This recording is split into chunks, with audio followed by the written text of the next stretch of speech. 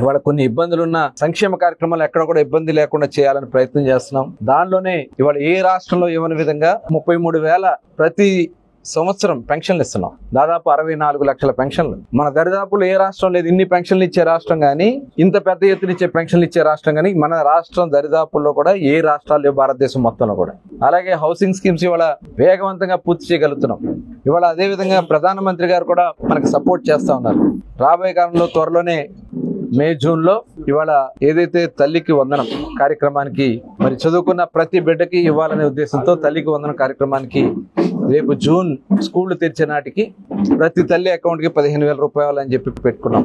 అట్లాగే మిగతా కార్యక్రమాలన్నీ కూడా వేగవంతంగా చేసుకెళ్ళడం జరుగుతుంది. ఇవాళ రాష్ట్ర అభివృద్ధి ప్రధానమైనటువంటి ఎజెండాగా, అలాగే రాష్ట్ర అన్ని వర్గాలకి న్యాయం చేయాలనే లక్ష్యంతో ప్రభుత్వానికి పనిచేస్తున్నాం. ఇవాళ ఎన్ని ఇబ్బందులు పెట్టినా జగన్మోహన్ రెడ్డి ప్రతిపక్ష నాయకుడిగా చేస్తున్నటువంటి దుర్మార్గాల్ని ప్రజలందరూ కూడా గమనించాలి.